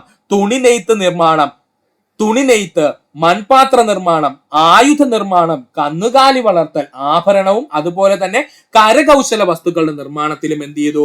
വളർച്ചയുണ്ടായി. ഏതാണ്? ഈ പറഞ്ഞിരിക്കുന്ന വെങ്കലയുഗ കാലഘട്ടത്തില്. പ്രധാന വെങ്കലയുഗ സംസ്കാരങ്ങളാണ് നമ്മൾ ഇനി പഠിക്കാൻ പോകുന്നത്. നമ്മൾ പണ്ട് നാൾ മുതലേ കേട്ടിട്ടുള്ള എല്ലാ പ്രധാനപ്പെട്ട സംസ്കാരവും ഇതിനകത്ത് വരും കേട്ടോ. അപ്പോ വെങ്കല യുഗത്തിലെ ഉണ്ടായിരുന്ന പ്രധാനപ്പെട്ട സംസ്കാരങ്ങൾ ചോദിച്ചു കഴിഞ്ഞാൽ നമുക്ക് പഠിക്കാൻ സുഹൃത്തുക്കളെ. മെസ്സപ്പൊട്ടോമിയൻ സംസ്കാരം, ഈജിപ്ഷ്യൻ സംസ്കാരം, ചൈനീസ് സംസ്കാരം, ഹാരപ്പൻ സംസ്കാരം. ഇതിലെ മെസ്സപ്പൊട്ടോമിയൻ സംസ്കാരം, ഈജിപ്ഷ്യൻ സംസ്കാരം, ഹാരപ്പൻ സംസ്കാരം എല്ലാം ഏത് കാലഘട്ടത്തിലാണ് വന്നത് എന്ന് PSC ചോദിച്ചിട്ടുണ്ട്. മറന്നു പോകരുത്. ഏതാണ്? നമ്മുടെ വെങ്കല കാലഘട്ടത്തിലാണ് ഈ പറഞ്ഞിരിക്കുന്ന എല്ലാ സംസ്കാരങ്ങളും രൂപം കൊണ്ടത്. ഒന്നുകൂടി പറയാം, വെങ്കല കാലഘട്ടത്തിൽ രൂപം കൊണ്ട പ്രധാനപ്പെട്ട സംസ്കാരങ്ങൾ ചോദിച്ചു കഴിഞ്ഞാൽ മെസ്സപ്പൊട്ടോമിയൻ സംസ്കാരം, ഈജിപ്ഷ്യൻ സംസ്കാരം, ചൈനീസ് സംസ്കാരം, ഹാരപ്പൻ സംസ്കാരം. നമുക്ക് ആദ്യമായി നോക്കാനുള്ളതാണ് മെസ്സപ്പൊട്ടോമിയൻ സംസ്കാരം രൂപം കൊണ്ടത് യൂഫ്രട്ടീസ്, ടൈഗ്രീസ് നദികളുടെ തീരത്താണ്. പഠിച്ചോളണം, പ്രീവിയസ് ചോദ്യമാണ്, ഒരുപാട് തവണ PSC ചോദിച്ചതാണ്. മെസ്സപ്പൊട്ടോമിയൻ സംസ്കാരം രൂപം കൊണ്ട നദികൾ ചോദിച്ചാൽ യൂഫ്രട്ടീസ്, ടൈഗ്രീസ് എന്നീ നദികളുടെ തീരത്താണ്. ആരൊക്കെയാണ്? യൂഫ്രട്ടീസ്, ടൈഗ്രീസ് എന്നീ നദികളുടെ തീരത്താണ് മെസ്സപ്പൊട്ടോമിയൻ സംസ്കാരം രൂപം കൊണ്ടത്. മെസ്സപ്പൊട്ടോമിയ എന്ന വാക്കിന്റെ അർത്ഥം രണ്ടു നദികൾക്കിടയിൽ. വീണ്ടും വന്നിരിക്കുന്നു പ്രീവിയസ് ചോദ്യം. മെസ്സപ്പൊട്ടോമിയ എന്ന വാക്കിന്റെ അർത്ഥം രണ്ടു നദികൾക്കിടയിലുള്ള പ്രദേശം എന്നാണ്. മെസ്സപ്പൊട്ടോമിയ എന്ന വാക്കിന്റെ അർത്ഥം ചോദിച്ചാൽ രണ്ടു നദികൾക്കിടയിലുള്ള പ്രദേശം എന്നാണ്. മെസ്സപ്പൊട്ടോമിയ സംസ്കാരം നിലനിന്നിരുന്ന രാജ്യം ഇപ്പോഴത്തെ ഇറാഖ് ആണ്. വീണ്ടും പ്രീവിയസ് ചോദ്യമാണ്. മെസ്സപ്പൊട്ടോമിയ സംസ്കാരം നിലനിന്നിരുന്ന ഇപ്പോഴത്തെ രാജ്യം ഏതെന്ന് ചോദിച്ചാൽ അത് ഇറാഖ് ആണ്. മെസ്സപ്പൊട്ടോമിയ സംസ്കാരം നിലനിന്നിരുന്ന രാജ്യം, ഇപ്പോഴത്തെ രാജ്യം ഏതാണ്? ഇറാഖിലാണ്. മെസ്സപ്പൊട്ടോമിയക്കാർ കണ്ടെത്തിയ പ്രത്യേക ലിപിയാണ് ക്യൂണിഫോം ലിപി. വീണ്ടും പ്രീവിയസ് ചോദ്യം. മെസ്സപ്പൊട്ടോമിയക്കാർ കണ്ടെത്തിയ പ്രത്യേക ലിപി എന്ന് ചോദിച്ചാൽ അത് ക്യൂണിഫോം ലിപിയാണ്. ലിപി ഏതാ സുഹൃത്തുക്കളെ? ക്യൂണിഫോം ലിപിയാണ്. ഇവയെല്ലാം PSC പ്രീവിയസ് ആയി ചോദിച്ചിട്ടുള്ള ചോദ്യമാണ്. ഇവയെല്ലാം വ്യക്തമായി നമ്മുടെ SCERT ടെക്സ്റ്റ് ബുക്കിൽ പറഞ്ഞിരിക്കുന്ന പോയിന്റ്സുമാണ്. അതുകൊണ്ടാണ് SCERT ടെക്സ്റ്റ് ബുക്കിന്റെ ഇമ്പോർട്ടൻസ് എടുത്തെടുത്ത് പറഞ്ഞ സുഹൃത്തുക്കളെ പഠിക്കണം. മെസ്സപ്പൊട്ടോമിയൻ സംസ്കാരം നമുക്ക് ഒന്നുകൂടി നോക്കാം. മെസ്സപ്പൊട്ടോമിയൻ സംസ്കാരം രൂപം കൊണ്ടത് യൂഫ്രട്ടീസ്, ടൈഗ്രീസ് എന്നീ നദികളുടെ തീരത്താണ്. മെസ്സപ്പൊട്ടോമിയ എന്ന വാക്കിന്റെ അർത്ഥം ചോദിച്ചു കഴിഞ്ഞാൽ അത് രണ്ടു നദികൾക്കിടയിലുള്ള പ്രദേശം എന്നാണ്. മെസ്സപ്പൊട്ടോമിയൻ സംസ്കാരം ഇപ്പോൾ നിലനിൽക്കുന്ന രാജ്യം ഏതെന്ന് ചോദിച്ചാൽ അത് ഇറാഖിലാണ് കേട്ടോ. മെസ്സപ്പൊട്ടോമിയൻ സംസ്കാരം ഇപ്പോൾ ഏത് രാജ്യത്താണെന്ന് ചോദിച്ചു കഴിഞ്ഞാൽ അത് ഇറാഖിലാണ്. മെസ്സപ്പൊട്ടോമിയൻ സംസ്കാരത്തിന്റെ അവശേഷിപ്പുകളാണ് കേട്ടോ. ഇപ്പൊ എവിടെയാണ്? ഇറാഖിലാണ്. മെസ്സപ്പൊട്ടോമിയക്കാർ കണ്ടെത്തിയ പ്രത്യേക ലിപിയാണ് ക്യൂണിഫോം ലിപി. എന്ത് ലിപിയാ സുഹൃത്തുക്കളെ? ക്യൂണിഫോം ലിപി. അടുത്തത് നമുക്ക് ക്യൂണിഫോം ലിപിയെ പറ്റി പഠിക്കണം. പുരാതന എഴുത്ത് ലിപികളിൽ ഒന്നാണ് ക്യൂണിഫോം ലിപി. പുരാതന എഴുത്ത് ലിപികളിൽ ഒന്നാണ് ക്യൂണിഫോം ലിപി. സുഹൃത്തുക്കൾ ചിത്രത്തിൽ ശ്രദ്ധിക്കുക. കണ്ടോ ക്യൂണിഫോം ലിപി എഴുതിയിരിക്കുന്നത്? കണ്ടോ? പുരാതന കാലത്തുള്ള എഴുത്ത് ലിപിയായിരുന്നു ക്യൂണിഫോം ലിപി. ക്യൂണിഫോം ലിപി ആരംഭിച്ചത് സുമേറിയയിലാണ്. പഠിക്കുക. ക്യൂണിഫോം ലിപി ആരംഭിച്ചത് എവിടെയാണ്? സുമേറിയയിലാണ്. ക്യൂണിഫോം ഒരു ചിത്രലിപിയാണ്. സുഹൃത്തുക്കൾ ചിത്രത്തിലേക്ക് ശ്രദ്ധിച്ചോ? ചിത്രങ്ങൾ കണക്കല്ലേ അവർ വരച്ചു വെച്ചിരിക്കുന്നത്. ക്യൂണിഫോം എന്ന് പറയുന്നത് ഒരു ചിത്രലിപിയാണ്. PSCയുടെ പ്രീവിയസ് ചോദ്യമാണ്. ക്യൂണിഫോം എന്ന് പറയുന്നത് ഒരു ചിത്രലിപിയാണ്. കളിമൺ പാളികൾ എഴുത്തുപ്രതലമായി ഉപയോഗിച്ചിരുന്നത് ക്യൂണിഫോം ലിപിയിലാണ്. കളിമൺ പാളികൾ എഴുത്തുപ്രതലമായി ഉപയോഗിച്ചിരുന്നത് ക്യൂണിഫോം ലിപിയിലാണ്. വീണ്ടും പ്രീവിയസ് ചോദ്യത്തിലേക്ക് നമ്മൾ എത്തിയിരിക്കുന്നു. കളിമൺ പാളികൾ എഴുത്തുപ്രതലമായി ഉപയോഗിച്ചിരുന്നത് ക്യൂണിഫോം ലിപിയിലാണ്. ആപ്പിന്റെ ആകൃതിയിലുള്ള അല്ലെങ്കിൽ വെഡ്ജ് ഷേപ്പ് എന്ന് പറയും കേട്ടോ. ആപ്പിന്റെ ആകൃതിയിലുള്ള ലിപി എന്ന് ചോദിച്ചാൽ അത് ക്യൂണിഫോം ലിപിയാണ്. ആപ്പിന്റെ ആകൃതിയിലുള്ള ലിപി എന്ന് ചോദിച്ചു കഴിഞ്ഞാൽ അത് ക്യൂണിഫോം ലിപിയാണ്. പഠിക്കുക. ആപ്പിന്റെ ആകൃതിയിലുള്ള ലിപി എന്ന് ചോദിച്ചാൽ അത് ക്യൂണിഫോം ലിപിയാണ്. ഒന്നുകൂടി പറയാം സുഹൃത്തുക്കളെ. പുരാതന എഴുത്ത് ലിപികളിൽ ഒന്നാണ് ക്യൂണിഫോം ലിപി. ക്യൂണിഫോം ലിപി ആരംഭിച്ചത് സുമേറിയയിലാണെന്ന് കണ്ടെത്തിയിരിക്കുന്നു. ക്യൂണിഫോം ലിപി ഒരു ചിത്രലിപിയാണ്. പഠിക്കണം. കളിമൺ പാളികൾ എഴുത്തുപ്രതലമായി ഉപയോഗിച്ചിരിക്കുന്ന ലിപി എന്ന് ചോദിച്ചാൽ അത് ക്യൂണിഫോം ലിപിയാണ്. ആപ്പിന്റെ ആകൃതിയിലുള്ള ലിപി എന്ന് ചോദിച്ചാൽ അത് ക്യൂണിഫോം ലിപിയാണ്. പഠിക്കുക. അടുത്തതായി നമുക്ക് പഠിക്കാനുള്ളതാണ് സിഗുറാത്തുകൾ. എന്താണ് സിഗുറാത്തുകൾ എന്ന് ചോദിച്ചു കഴിഞ്ഞാൽ മെസ്സപ്പൊട്ടോമിയൻ സംസ്കാരത്തിന്റെ ശേഷിപ്പുകൾ എന്നറിയപ്പെടുന്നത് സിഗുറാത്തുകളാണ്. മെസ്സപ്പൊട്ടോമിയൻ സംസ്കാരത്തിന്റെ ശേഷിപ്പുകൾ എന്നറിയപ്പെടുന്നത് സിഗുറാത്തുകളാണ്. മെസ്സപ്പൊട്ടോമിയക്കാരുടെ ആരാധനാലയങ്ങളായിരുന്നു സിഗുറാത്തുകൾ. പഠിക്കണം. PSC പ്രീവിയസ് ചോദ്യം. മെസ്സപ്പൊട്ടോമിയക്കാരുടെ ആരാധനാലയങ്ങളായിരുന്നു സിഗുറാത്തുകള്. ചുട്ടെടുത്ത ഇഷ്ടിക കൊണ്ട് നിർമ്മിച്ചിരിക്കുന്നതാണ് സിഗുറാത്തുകൾ. സിഗുറാത്തുകൾ നിർമ്മിച്ചിരിക്കുന്നത് ചുട്ടെടുത്ത ഇഷ്ടികകൾ കൊണ്ടായിരുന്നു. സിഗുറാത്തുകൾ ഇപ്പോൾ സംരക്ഷിച്ചിരിക്കുന്ന പ്രദേശം എന്ന് ചോദിച്ചാൽ അത് ഉറാണ്. പഠിക്കുക. സിഗുറാത്തുകൾ ഇപ്പോൾ സംരക്ഷിച്ചിരിക്കുന്ന പ്രദേശം ഏതാണ്? ഉർ പ്രദേശത്തിലാണ്. അതുപോലെ തന്നെ ഇതുവരെ കണ്ടെത്തിയിട്ടുള്ള സിഗുറാത്തുകളുടെ എണ്ണം ചോദിച്ചു കഴിഞ്ഞാൽ അത് 20 ആണ്. ഇതുവരെ കണ്ടെത്തിയിട്ടുള്ള സിഗുറാത്തുകളുടെ എണ്ണം ചോദിച്ചാൽ അത് 20 ആണ്. ഒന്നുകൂടി പറയാം സുഹൃത്തുക്കളെ സിഗുറാത്തുകളെ പറ്റി. മെസ്സപ്പൊട്ടേമിയൻ സംസ്കാരത്തിന്റെ ശേഷിപ്പുകൾ എന്നറിയപ്പെടുന്നത് സിഗുറാത്തുകളാണ്. മെസ്സപ്പൊട്ടോമിയക്കാരുടെ ആരാധനാലയങ്ങൾ എന്നറിയപ്പെടുന്നത് സിഗുറാത്തുകളാണ്. ചുട്ടെടുത്ത ഇഷ്ടിക കൊണ്ട് നിർമ്മിച്ചിരിക്കുന്നത് സിഗുറാത്തുകളാണ്. സിഗുറാത്തുകൾ ഇപ്പോൾ സംരക്ഷിച്ചിരിക്കുന്ന പ്രദേശം ഉർ പ്രദേശത്തിലാണ്. അതുപോലെ ഇതുവരെ കണ്ടെത്തിയിട്ടുള്ള സിഗുറാത്തുകളുടെ എണ്ണം എത്രയെന്ന് ചോദിച്ചാൽ അത് 20. ചിത്രത്തിലേക്ക് ശ്രദ്ധിക്കുക സുഹൃത്തുക്കളെ. ഇതാണ് കേട്ടോ സിഗുറാത്ത്. കണ്ട അവർ നിർമ്മിച്ചിരുന്ന ആരാധനാലയങ്ങളായിരുന്നു. ചിത്രത്തിലേക്ക് സുഹൃത്തുക്കൾ ശ്രദ്ധിക്കുക. ഇത്രയും സുഹൃത്തുക്കൾ വ്യക്തമായിട്ട് പഠിക്കുക. അടുത്തതാണ് ഈജിപ്ഷ്യൻ സംസ്കാരം. നൈൽ നദിയുടെ തീരത്ത് രൂപം കൊണ്ട സംസ്കാരം ഈജിപ്ഷ്യൻ സംസ്കാരം. എല്ലാ സുഹൃത്തുക്കൾക്കും അറിയാവുന്ന പോയിന്റും അതുപോലെ തന്നെ മോസ്റ്റ് PSC റിപ്പീറ്റഡ് ക്വസ്റ്റ്യൻ ആണ് പറഞ്ഞത്. നൈൽ നദിയുടെ തീരത്ത് രൂപം കൊണ്ട സംസ്കാരം എന്ന് ചോദിച്ചു കഴിഞ്ഞാൽ അത് ഈജിപ്ഷ്യൻ സംസ്കാരം. നൈലിന്റെ ദാനം എന്നറിയപ്പെടുന്നത് ഈജിപ്റ്റ് ആണ്. നൈലിന്റെ ദാനം എന്നറിയപ്പെടുന്ന രാജ്യം ഈജിപ്റ്റ് ആണ്. വീണ്ടും വന്നിരിക്കുന്നു പ്രീവിയസ് ചോദ്യം. ലോക പ്രശസ്തമായ പിരമിഡുകൾ ഈജിപ്ഷ്യൻ സംസ്കാരത്തിന്റെ ഭാഗമാണ്. പഠിക്കുക. ലോക പ്രശസ്തമായ പിരമിഡുകൾ ഈജിപ്ഷ്യൻ സംസ്കാരത്തിന്റെ ഭാഗമാണ്. ഈജിപ്ഷ്യൻ സംസ്കാരത്തിൽ രൂപം കൊണ്ട ലിപിയാണ് ഹൈറോഗ്ലിഫിക്സ് ലിപി. PSCയുടെ പ്രീവിയസ് ചോദ്യം പിന്നെ വന്നേ. ഈജിപ്ഷ്യൻ സംസ്കാരത്തിൽ രൂപം കൊണ്ട ലിപിയാണ് ഹൈറോഗ്ലിഫിക്സ് ലിപി. മറക്കല്ലേ. ഹൈറോഗ്ലിഫിക്സ് ലിപി ഏത് സംസ്കാരവുമായി ബന്ധപ്പെട്ടിരിക്കുന്നു? ഈജിപ്ഷ്യൻ സംസ്കാരവുമായി ബന്ധപ്പെട്ടിരിക്കുന്നു. ഈജിപ്ഷ്യൻ സംസ്കാരവുമായി ബന്ധപ്പെട്ടിരിക്കുന്ന ലിപിയാണ് ഹൈറോഗ്ലിഫിക്സ് ലിപി. ഇത്രയും പറഞ്ഞത് അത്രയും ഇമ്പോർട്ടൻസ് ഉള്ളത് കൊണ്ടാണ്. നമുക്കിനി ഹൈറോഗ്ലിഫിക്സ് ലിപി എന്തെന്ന് നോക്കാം. പുരാതന ഈജിപ്തുകാർ ഉപയോഗിച്ചിരുന്ന ലിപിയാണ് ഹൈറോഗ്ലിഫിക്സ് ലിപി. നമ്മൾ ഓൾറെഡി പറഞ്ഞു കഴിഞ്ഞു. ചിഹ്നരൂപവും അക്ഷരരൂപവും കൂട്ടിച്ചേർത്തുള്ള നിർമ്മിക്കപ്പെട്ട ലിപി എന്ന് ചോദിച്ചാൽ അത് ഹൈറോഗ്ലിഫിക്സ് ലിപിയാണ്. ചിഹ്നരൂപവും അക്ഷരരൂപവും കൂട്ടിച്ചേർത്ത് നിർമ്മിക്കപ്പെട്ട ലിപി എന്ന് ചോദിച്ചാൽ അത് ഹൈറോഗ്ലിഫിക്സ് ലിപിയാണ്. തടിയും പാപ്പിറസും പാപ്പിറസ് ഒരു പ്രത്യേകതരം സസ്യത്തിൽ നിന്ന് രൂപപ്പെടുത്തി എടുക്കുന്ന പേപ്പറാണ് കേട്ടോ. പാപ്പിറസ് എന്ന പേരിൽ അറിയപ്പെടുന്നത് കടലാസാണ് കേട്ടോ പാപ്പിറസ്. തടിയും പാപ്പിറസുമായിരുന്നു എഴുതുവാൻ ഉപയോഗിച്ചിരുന്നത്. എന്താണ്? ഹൈറോഗ്ലിഫിക്സ് ലിപി കേട്ടോ. ഹൈറോഗ്ലിഫിക്സ് ലിപി എഴുതുവാൻ ഉപയോഗിച്ചിരുന്നത് തടിയും പാപ്പിറസും ഉപയോഗിച്ചുള്ള പ്രതലങ്ങളായിരുന്നു. ഇല്ലെങ്കിൽ PSC ഇവിടുന്ന് ചോദിച്ചത് ഈജിപ്ഷ്യൻ സംസ്കാരത്തിലെ ലിപി എഴുതാൻ ഉപയോഗിച്ചിരുന്നത് ഏതെന്നാണ്. അതിന്റെ ഉത്തരത്തിൽ ഓപ്ഷനിൽ കിടന്നത് പാപ്പിറസ് എന്നായിരുന്നു. അപ്പൊ പാപ്പിറസും തടിയുമായിരുന്നു ഈജിപ്ഷ്യൻ സംസ്കാരത്തിലുള്ളവര് ഹൈറോഗ്ലിഫിക്സ് ലിപി എഴുതാൻ ഉപയോഗിച്ചിരുന്നത്. ഒന്നുകൂടി പറയാം സുഹൃത്തുക്കളെ, ഇമ്പോർട്ടൻസ് ഉള്ള പോയിന്റ് ആണ്. നൈൽ നദിയുടെ തീരത്ത് രൂപം കൊണ്ട സംസ്കാരം ഈജിപ്ഷ്യൻ സംസ്കാരം. നൈലിന്റെ ദാനം എന്നറിയപ്പെടുന്നത് ഈജിപ്റ്റാണ്. ലോക പ്രശസ്തമായ പിരമിഡുകൾ ഈജിപ്ഷ്യൻ സംസ്കാരത്തിന്റെ ഭാഗമാണ്. ഈജിപ്ഷ്യൻ സംസ്കാരത്തിൽ രൂപം കൊണ്ട ലിപിയാണ് ഹൈറോഗ്ലിഫിക്സ് ലിപി എന്ന് പറയുന്നത്. ഹൈറോഗ്ലിഫിക്സ് ലിപിയെ കുറിച്ച് നമുക്കൊന്ന് നോക്കാം. പുരാതന ഈജിപ്തുകാർ ഉപയോഗിച്ചിരുന്ന ലിപി എന്ന് ചോദിച്ചാൽ അത് ഹൈറോഗ്ലിഫിക്സ് ലിപിയാണ്. ചിഹ്നരൂപവും അക്ഷരരൂപവും കൂട്ടിച്ചേർത്ത് നിർമ്മിക്കപ്പെട്ട ലിപി എന്ന് ചോദിച്ചാൽ അത് ഹൈറോഗ്ലിഫിക്സ് ലിപിയാണ്. തടിയും പാപ്പിറസുമായിരുന്നു ഇത് എഴുതുവാനായിട്ട് ഉപയോഗിച്ചിരുന്ന പ്രതലം. പഠിക്കുക. അടുത്തതായി നമുക്ക് പഠിക്കുവാനുള്ളതാണ് പിരമിഡ്. ഈജിപ്ഷ്യൻ ഭരണാധികാരികൾ അറിയപ്പെട്ടിരുന്ന പേരായിരുന്നു ഫറവോമാർ. ഈജിപ്ഷ്യൻ ഭരണാധികാരികള് അറിയപ്പെട്ടിരുന്ന പേരായിരുന്നു ഫറവോമാർ എന്നുള്ളത്. ഫറവോമാരുടെ ശവകുടീരം അറിയപ്പെട്ടിരുന്ന പേരായിരുന്നു പിരമിഡ്. ഫറവോമാരുടെ ശവകുടീരം അറിയപ്പെട്ടിരുന്ന പേരായിരുന്നു പിരമിഡ്. കണ്ടെത്തിയതിൽ വെച്ച് ഏറ്റവും വലിയ പിരമിഡ് ഗിസയിലെ പിരമിഡാണ്. PSCയുടെ പ്രീവിയസ് ചോദ്യമാണ്. കണ്ടെത്തിയതിൽ വെച്ച് ഏറ്റവും വലിയ പിരമിഡ് എന്ന് ചോദിച്ചാൽ അത് ഗിസയിലെ പിരമിഡാണ്. ഗിസയിലെ പിരമിഡ് നിർമ്മിച്ച ഫറവോ ആര് എന്ന് ചോദിച്ചു കഴിഞ്ഞാൽ അത് കുഫു ഫറവോയാണ്, അല്ലെങ്കിൽ കുഫു രാജാവാണ് കേട്ടോ. കുഫു ഫറവോ അല്ലെങ്കിൽ കുഫു രാജാവാണ് ഗിസയിലെ പിരമിഡ് നിർമ്മിച്ചത്. കണ്ടെത്തിയതിൽ വെച്ച് ഏറ്റവും വലിയ പിരമിഡ് എന്ന് ചോദിച്ചു കഴിഞ്ഞാൽ അത് ഗിസയിലെ പിരമിഡാണ്. പിരമിഡ് സുഹൃത്തുക്കൾക്ക് എല്ലാവർക്കും അറിയാവുന്നതാണ്. അപ്പൊ ഒന്നുകൂടി പറയാം സുഹൃത്തുക്കളെ, ഈജിപ്ഷ്യൻ ഭരണാധികാരികൾ അറിയപ്പെട്ടിരുന്ന പേരായിരുന്നു ഫറവോമാർ. ഫറവോമാരുടെ ശവകുടീരം അറിയപ്പെട്ടിരുന്ന പേരാണ് പിരമിഡ്. കണ്ടെത്തിയതിൽ വെച്ച് ഏറ്റവും വലിയ പിരമിഡ് എന്ന് ചോദിച്ചാൽ അത് ഗിസയിലെ പിരമിഡാണ്. ഗിസയിലെ പിരമിഡ് നിർമ്മിച്ച ഫറവോ ആരെന്ന് ചോദിച്ചാൽ കുഫു ഫറവോയാണ്. ആരാണ്? കുഫു ഫറവോയാണ്. അടുത്തതായി നമ്മൾ പഠിക്കാൻ പോകുന്നതാണ് ചൈനീസ് സംസ്കാരം. മറക്കരുത്, ഏതാണ്? ചൈനീസ് സംസ്കാരം. ചൈനീസ് സംസ്കാരം രൂപപ്പെട്ടത് ഹൊയാങ്ഹോ നദിയുടെ തീരത്താണ്. ചൈനീസ് സംസ്കാരം രൂപപ്പെട്ട നദി എന്ന് ചോദിച്ചാൽ അത് ഹൊയാങ്ഹോ നദിയുടെ തീരത്താണ്. വെങ്കലയുഗത്തിലാണ് ചൈനീസ് ലിപി രൂപം കൊണ്ടത്. വെങ്കലയുഗത്തിലാണ് ചൈനീസ് ലിപി രൂപം കൊണ്ടത്.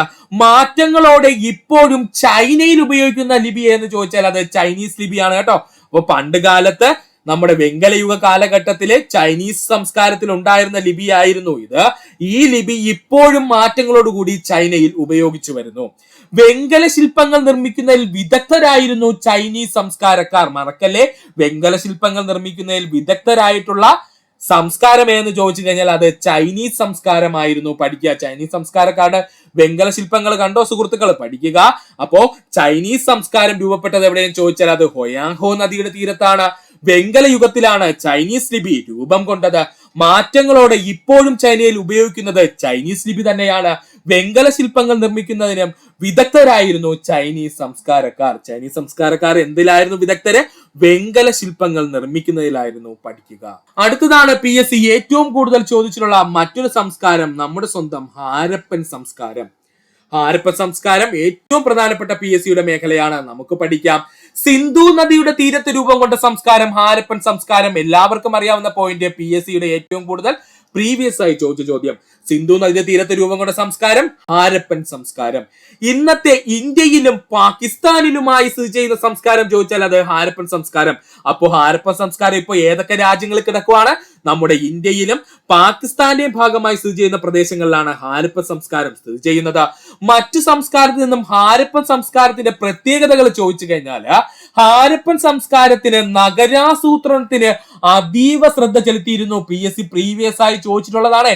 മറ്റു സംസ്കാരങ്ങളിൽ നിന്നും ഹാരപ്പൻ സംസ്കാരത്തിന്റെ പ്രത്യേകതകൾ എന്തെന്നൊക്കെയെന്ന് ചോദിച്ചാല്, ഹാരപ്പൻ സംസ്കാരകര് നഗരാസൂത്രണത്തില് അതീവ ശ്രദ്ധ ചെലുത്തിയവരായിരുന്നു. എന്തിലായിരുന്നു? നഗരാസൂത്രണത്തില് ഹാരപ്പൻ സംസ്കാരത്തിലുള്ള മനുഷ്യര് അതീവ ശ്രദ്ധ ചെലുത്തിയിരുന്നു. അഴുക്കുചാലുകൾ നിർമ്മിച്ചിരുന്നു, ധാന്യപ്പുരകൾ ഉണ്ടായിരുന്നു അവർക്ക്, കച്ചവട കേന്ദ്രങ്ങൾ ഉണ്ടായിരുന്നു അവർക്ക്, ചുടുകട്ട കൊണ്ട് നിർമ്മിച്ച ബഹുനില വീടുകൾ ഉണ്ടായിരുന്നു അവർക്ക്. ഇത്രയും പ്രീവിയസ് ആയി PSC ചോദിച്ചിട്ടുള്ളതാണ്. തെരുവിളക്കുകൾ ഉണ്ടായിരുന്നു ഹാരപ്പ സംസ്കാര ജനതകൾക്ക്. അവർക്ക് കൃത്യമായ അഴുക്കുചാലുകൾ ഉണ്ടായിരുന്നു, ധാന്യപ്പുരകൾ ഉണ്ടായിരുന്നു, കച്ചവട കേന്ദ്രങ്ങൾ ഉണ്ടായിരുന്നു, ചുടുകട്ട കൊണ്ട് നിർമ്മിച്ച ബഹുനില വീടുകൾ ഉണ്ടായിരുന്നു ഹാരപ്പൻ സംസ്കാരക്കാർക്ക്. ഒന്നുകൂടി പറയാം സുഹൃത്തുക്കളെ, ഹാരപ്പൻ സംസ്കാരം എന്ന് പറഞ്ഞു കഴിഞ്ഞാല് സിന്ധു നദിയുടെ തീരത്ത് രൂപം കൊണ്ട സംസ്കാരമാണ് ഹാരപ്പൻ സംസ്കാരം. ഇന്നത്തെ ഇന്ത്യയുടെയും പാകിസ്ഥാന്റെയും ഭാഗമായി സ്ഥിതി ചെയ്യുന്ന സംസ്കാരം ചോദിച്ചാൽ അത് ഹാരപ്പൻ സംസ്കാരമാണ്. മറ്റു സംസ്കാരങ്ങളിൽ നിന്നും ഹാരപ്പൻ സംസ്കാരത്തിന്റെ പ്രത്യേകത എന്തെന്ന് ചോദിച്ചു കഴിഞ്ഞാല്, ഹാരപ്പൻ സംസ്കാരം നഗരാസൂത്രണത്തിൽ അതീവ ശ്രദ്ധ ചെലുത്തിയിരുന്നു. എന്തിലാ ശ്രദ്ധ ചെലുത്തിയിരുന്നത്? നഗരാസൂത്രണത്തിൽ അതീവ ശ്രദ്ധ ചെലുത്തിയിരുന്നു. ഹാരപ്പൻ സംസ്കാര ജനതകൾക്ക് സ്വന്തമായി തെരുവുകൾ ഉണ്ടായിരുന്നു. അവർക്ക് കൃത്യമായ അഴുക്കുചാല് സംവിധാനം ഉണ്ടായിരുന്നു, അല്ലെങ്കിൽ ഡ്രെയിനേജ് സംവിധാനം ഉണ്ടായിരുന്നു. അവർക്ക് സ്വന്തമായി ധാന്യപ്പുരകൾ ഉണ്ടായിരുന്നു, കച്ചവട കേന്ദ്രങ്ങൾ ഉണ്ടായിരുന്നു. അതുപോലെ തന്നെ ചുടുകട്ട കൊണ്ട് നിർമ്മിച്ച ബഹുനില വീടുകൾ ഉണ്ടായിരുന്നു. ഈ ഭാഗം വ്യക്തമായിട്ട് സുഹൃത്തുക്കൾ പഠിക്കാൻ ശ്രമിക്കുക. ഇവയിൽ ഭൂരിഭാഗം ചോദ്യങ്ങളും PSC പ്രീവിയസ് ആയി ചോദിച്ചതാണ്. ഹാരപ്പ സംസ്കാരത്തിന്റെ എഴുത്തുവിദ്യകൾ അറിയാമായിരുന്നുവെങ്കിലും ഇപ്പോഴും അത് തർജ്ജിമ ചെയ്യാൻ നമുക്ക് കഴിഞ്ഞിട്ടില്ല. ഇപ്പോഴും അൺനോൺ ആണ് കേട്ടോ. ഹാരപ്പ സംസ്കാരത്തിലെ എഴുത്തുവിദ്യകൾ ഉണ്ടായിരുന്നു, പക്ഷെ ഇപ്പോഴും നമുക്ക് അതിനെ തർജ്ജിമ ചെയ്യാൻ കഴിയാത്തത് കൊണ്ട് ഇപ്പോഴും ഒരു അൺനോൺ ആയി തന്നെ തുടരുകയാണ് ഹാരപ്പ സംസ്കാരത്തിലെ എഴുത്തുവിദ്യ.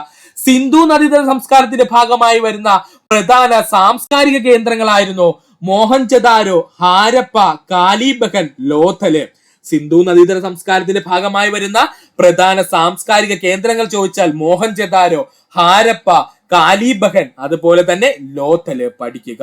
അതുപോലെ തന്നെ ഹാരപ്പ സംസ്കാരത്തെ കുറിച്ച് പഠിക്കുമ്പോൾ നമ്മൾ ഏറ്റവും ഇമ്പോർട്ടന്റ് ആയിട്ട് പഠിക്കുന്നതാണ് മഹാസ്നാനഘട്ടം. മഹാസ്നാനഘട്ടം എന്ന് പറയുന്നത് നമ്മൾ എല്ലാ സുഹൃത്തുക്കൾക്കും അറിയാവുന്ന പോയിന്റ് ആണ്. ഹാരപ്പൻ സംസ്കാരം, അത് തന്നെ പ്രത്യേകിച്ച് മോഹൻജദാരോയെ കുറിച്ച് പഠിക്കുമ്പോൾ നമ്മൾ ആദ്യം പഠിക്കുന്നതാണ് മഹാസ്നാനഘട്ടം. എന്നാലും ഒന്ന് ഓടിച്ചു പറയാം സുഹൃത്തുക്കളെ, ഹാരപ്പൻ സംസ്കാരത്തിന്റെ ഏറ്റവും പ്രധാനപ്പെട്ട ശേഷിപ്പുകൾ എന്നറിയപ്പെടുന്നത് മഹാസ്നാനഘട്ടമാണ്. ഹാരപ്പ സംസ്കാരത്തിന്റെ ഏറ്റവും പ്രധാനപ്പെട്ട ശേഷിപ്പുകൾ എന്നറിയപ്പെടുന്നത് മഹാസ്നാനഘട്ടമാണ്. മഹാസ്നാനഘട്ടം സ്ഥിതി ചെയ്യുന്നത് മോഹൻജദാരോയിലാണ്. മഹാസ്നാനഘട്ടം സ്ഥിതി ചെയ്യുന്നത് എവിടെയായിരുന്നു? മോഹൻജദാരോയിലായിരുന്നു. ഒന്നുകൂടി പറയാം സുഹൃത്തുക്കളെ, ഹാരപ്പ സംസ്കാരത്തിന് എഴുത്തുവിദ്യകൾ അറിയാമായിരുന്നുവെങ്കിലും അത് ഇതുവരെയും നമുക്ക് തർജ്ജിമ ചെയ്യാൻ കഴിഞ്ഞിട്ടില്ല. ഇപ്പോഴും അതൊരു അൺനോൺ ആയി തന്നെ തുടരുന്നു. സിന്ധു നദീതട സംസ്കാരത്തിന്റെ ഭാഗമായി വരുന്ന പ്രധാന സാംസ്കാരിക കേന്ദ്രങ്ങൾ ചോദിച്ചു കഴിഞ്ഞാൽ അത് മോഹൻജദാരോയാണ്, ഹാരപ്പ, കാലിബഹൻ, ലോഥൽ എന്നിവയാണ്. പിന്നെ നമ്മൾ പറഞ്ഞത് മഹാസ്നാനഘട്ടത്തെ കുറിച്ചാണ്. ഹാരപ്പ സംസ്കാരത്തിന്റെ പ്രധാന ശേഷിപ്പുകളിൽ ഒന്ന് എന്ന് ചോദിച്ചാൽ അത് മഹാസ്നാനഘട്ടമാണ്. അതുപോലെ തന്നെ മഹാസ്നാനഘട്ടം സ്ഥിതി ചെയ്യുന്നത് മോഹൻജദാരോയിലാണ്. പഠിക്കുക. മൂന്നാമതായി നമ്മൾ പഠിക്കാൻ പോകുന്ന അധ്യായമാണ് നമ്മുടെ കുടുംബം എന്നുള്ള അധ്യായം. വളരെ ചെറിയ അധ്യായമാണെങ്കിലും LP UP എക്സാം ഉള്ള സുഹൃത്തുക്കൾ വ്യക്തമായിട്ട് ഈ ഭാഗത്ത് നിന്ന് പഠിച്ചിട്ട് വേണം പോകാൻ.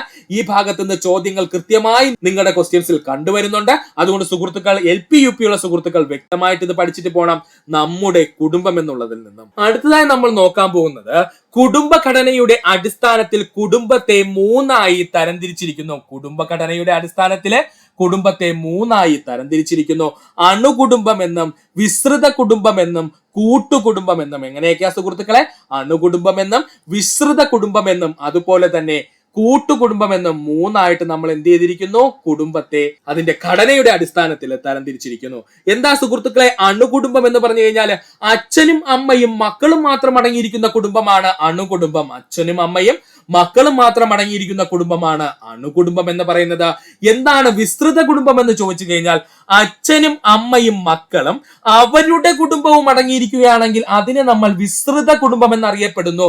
ഒത്തിരി സുഹൃത്തുക്കൾക്ക് അറിയാത്ത പോയിന്റ് ആണ് പറഞ്ഞത്, പഠിച്ചോളണേ. എന്താണ് വിസ്തൃത കുടുംബം എന്ന് ചോദിച്ചു കഴിഞ്ഞാൽ അച്ഛനും അമ്മയും മക്കളുമുണ്ട്, അവരുടെ കുടുംബവും കൂടി ചേർന്ന് കഴിഞ്ഞാൽ അത്തരം കുടുംബങ്ങളെ വിളിക്കുന്ന പേരാണ് വിസ്തൃത കുടുംബം എന്ന് അറിയപ്പെടുന്നു. കൂട്ടുകുടുംബം മൂന്നും നാലും തലമുറകൾ ഒരു വീട്ടിൽ ഒരുമിച്ച് താമസിക്കുന്നു. ഇത്തരം കുടുംബങ്ങളാണ് കൂട്ടുകുടുംബങ്ങൾ എന്നറിയപ്പെടുന്നത്. മൂന്നും നാലും തലമുറകള് ഒരു വീട്ടിൽ ഒരുമിച്ച് താമസിക്കുകയാണെങ്കിൽ ഇത്തരം കുടുംബങ്ങളെ അറിയപ്പെടുന്ന പേരാണ് കൂട്ടുകുടുംബങ്ങൾ എന്നുള്ളത്.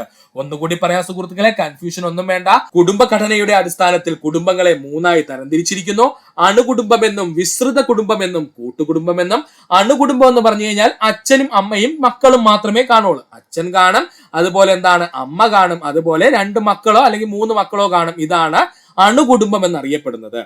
ഇനി എന്താണ് വിസ്തൃത കുടുംബം എന്ന് ചോദിച്ചാല് അച്ഛനും അമ്മയ്ക്കും മക്കൾക്കും പുറമെ മക്കളുടെ കുടുംബവും കൂടി ഉണ്ട് എങ്കിൽ അത്തരം കുടുംബത്തെ വിളിക്കുന്ന പേരാണ് വിസ്തൃത കുടുംബം. അപ്പൊ അച്ഛനുണ്ട്, അമ്മയുണ്ട്, 1 2 മക്കളും കാണും, അവരുടെ ഭാര്യമാരും അവരുടെ മക്കളും ഉണ്ടെങ്കിൽ അതിനെ നമ്മൾ വിളിക്കുന്ന പേരാണ് എന്ത്? ഒരു വിസ്തൃത കുടുംബം എന്നുള്ളത്. ഇനി കൂട്ടുകുടുംബമാണെന്നുണ്ടെങ്കിൽ 3 4 തലമുറകൾ തന്നെ ഒരു വീട്ടിൽ ഒരുമിച്ച് താമസിക്കുന്നു. ഇത്തരം കുടുംബങ്ങളെ കൂട്ടുകുടുംബം എന്നറിയപ്പെടുന്നു. 3 4 തലമുറകള് ഒരു വീട്ടിൽ ഒരുമിച്ച് താമസിക്കുന്നു. ഇത്തരം കുടുംബങ്ങളെ കൂട്ടുകുടുംബം എന്ന് അറിയപ്പെടുന്നു. കുടുംബാംഗങ്ങൾക്കിടയിൽ സ്നേഹപൂർവമായ ഒരു അന്തരീക്ഷം സൃഷ്ടിക്കുക, അതാണ് കുടുംബത്തിന്റെ ധർമ്മം എന്ന് അഭിപ്രായപ്പെട്ടത് ഒഗ്ബേൺ ആണ്. പഠിച്ചോളണേ, ഇമ്പോർട്ടന്റ് ആണ്. ഒഗ്ബേൺ ആണ്. കുടുംബാംഗങ്ങൾക്കിടയില് സ്നേഹപൂർവമായ ഒരു അന്തരീക്ഷം സൃഷ്ടിക്കുക, അതാണ് കുടുംബത്തിന്റെ ധർമ്മം എന്ന് അഭിപ്രായപ്പെട്ടത് ഒഗ്ബേൺ ആണ്. ഒന്നുകൂടി പറയാം, കുടുംബാംഗങ്ങൾക്കിടയില് സ്നേഹപൂർവമായ ഒരു അന്തരീക്ഷം സൃഷ്ടിക്കുക, അതാണ് കുടുംബത്തിന്റെ ധർമ്മം എന്ന് അഭിപ്രായപ്പെട്ടത് ഒഗ്ബേൺ ആണ്. ആരാണ്? ഒഗ്ബേൺ ആണ്. പഠിക്കുക. ഇത്രയുമായിരുന്നു നമ്മുടെ 5ാം ക്ലാസ്സിലെ സാമൂഹ്യശാസ്ത്ര ടെക്സ്റ്റ് ബുക്കിൽ നിന്നും ഭാഗം 1 നമ്മൾ പഠിച്ചത്. ഇനി ബാക്കിയുള്ള 3 പ്രധാനപ്പെട്ട അധ്യായങ്ങൾ കൂടി നമുക്ക് പഠിക്കാനുണ്ട്. അത് നമുക്ക് അടുത്ത ക്ലാസ്സിൽ പഠിക്കാം. എല്ലാം കൂടി ഒന്നിച്ച് പഠിച്ച സുഹൃത്തുക്കൾ കൺഫ്യൂഷൻ ആവരുത്. കുറച്ചായിട്ട് നമുക്ക് പഠിച്ചു പോകാം. എക്സാം ആവുമ്പോഴേക്കും നമ്മൾ 5ാം ക്ലാസ് മുതൽ 10ാം ക്ലാസ് വരെയുള്ള ഫുൾ ടെക്സ്റ്റ് ബുക്ക് നമ്മൾ കംപ്ലീറ്റ് ചെയ്യും. 5ാം ക്ലാസ് മുതൽ 10ാം ക്ലാസ് വരെയുള്ള സയൻസും സാമൂഹ്യശാസ്ത്ര മേഖലയിലെ എല്ലാ ഭാഗങ്ങളും നമ്മൾ പഠിച്ചു കഴിയും ടെക്സ്റ്റ് ബുക്കിലെ. അതുകൊണ്ട് വ്യക്തമായിട്ട് സുഹൃത്തുക്കൾ ഈ ഭാഗം പഠിക്കുക. ഒന്നുകൂടി പറയുകയാണ്, ഈസിയാണെന്ന് സുഹൃത്തുക്കൾ വിചാരിക്കരുത്. സ്കൂൾ ടെക്സ്റ്റ് ബുക്കിൽ നിന്ന് ഒരുപാട് റെയർ പോയിന്റ്സുകൾ PSC ഇപ്പോൾ ചോദിക്കുന്നുണ്ട്. അതുപോലെ തന്നെ പണ്ടുനാൾ മുതലേ PSC നമ്മുടെ ടെക്സ്റ്റ് ബുക്കിൽ നിന്ന് ചോദ്യങ്ങൾ ചോദിച്ചു വരാറുണ്ട്. ടെക്സ്റ്റ് ബുക്ക് 2-3 തവണ വായിച്ചു കഴിഞ്ഞാൽ സുഹൃത്തുക്കൾക്ക് അത് വ്യക്തമായിട്ട് മനസ്സിലാവും. നമ്മൾ പണ്ട് 1 വേർഡ് ആയിട്ട് PSCക്ക് പഠിച്ചു കൊണ്ടുപോയതും അല്ലെങ്കിൽ ട്രിക്കുകൾ ഉപയോഗിച്ച് നമ്മളിപ്പോൾ പഠിച്ചുകൊണ്ടിരിക്കുന്നതുമായ പല ചോദ്യങ്ങളും നമ്മുടെ ടെക്സ്റ്റ് ബുക്കിൽ വ്യക്തമായി കൊടുത്തിരിക്കുന്നവയാണ്. അന്ന് നമ്മൾ അത് ശ്രദ്ധിച്ചില്ല. പക്ഷെ ഇപ്പോഴത്തെ PSCയുടെ പുതിയ ട്രെൻഡിനനുസരിച്ചുള്ള ചോദ്യങ്ങൾ വന്നപ്പോഴാണ് ടെക്സ്റ്റ് ബുക്കിന്റെ പ്രാധാന്യം നമ്മൾ മനസ്സിലാക്കി എന്നതേ ഉള്ളൂ. അല്ലാതെ പണ്ട് നാൾ മുതലേ PSC ചോദ്യം ചോദിക്കുന്നത് ടെക്സ്റ്റ് ബുക്കുകളിൽ നിന്ന് തന്നെയാണ് കേട്ടോ. അതുകൊണ്ട് കൺഫ്യൂഷൻ ഒന്നും വേണ്ട, വളരെ ഈസിയായി നമുക്ക് പഠിച്ചു പോകാം. ഇത്രയും നേരം ഈ വീഡിയോ കണ്ട സുഹൃത്തുക്കൾ എല്ലാവർക്കും നന്ദി, നമസ്കാരം. ഈ വീഡിയോ നിങ്ങൾക്ക് ഇഷ്ടമായി എങ്കിൽ നിങ്ങളുടെ സുഹൃത്തുക്കൾ കൂടി ഒന്ന് ഷെയർ ചെയ്ത് കൊടുക്കുക. അതിനോടൊപ്പം തന്നെ നമ്മുടെ ചാനൽ ഒന്ന് സബ്സ്ക്രൈബ് ചെയ്ത് സഹായിക്കുക. സബ്സ്ക്രൈബ് ബട്ടണോട് ചേർന്നുള്ള ബെൽ ബട്ടൺ അമർത്തി കഴിഞ്ഞാൽ നമ്മൾ അപ്ലോഡ് ചെയ്യുന്ന വീഡിയോകൾ അപ്പോൾ തന്നെ നിങ്ങളെത്തുന്നതാണ്. സുഹൃത്തുക്കൾ എല്ലാവർക്കും നന്ദി, നമസ്കാരം. നല്ല ദിവസം നേരുന്നു. ഈ ചാനലിന്റെ വളർച്ച എന്ന് പറയുന്നത് സുഹൃത്തുക്കളെ നിങ്ങളുടെ സബ്സ്ക്രിപ്ഷനും അതിനോടൊപ്പം തന്നെ നിങ്ങളുടെ സപ്പോർട്ടുമാണ്. ഒത്തിരി സുഹൃത്തുക്കൾ ഇപ്പോഴും സബ്സ്ക്രൈബ് ചെയ്യാതെ കാണുന്നുണ്ട്. ദയവ് ചെയ്ത് സബ്സ്ക്രൈബ് ചെയ്ത് ഈ ചാനൽ ഒന്ന് സപ്പോർട്ട് ചെയ്യുക, സഹായിക്കുക.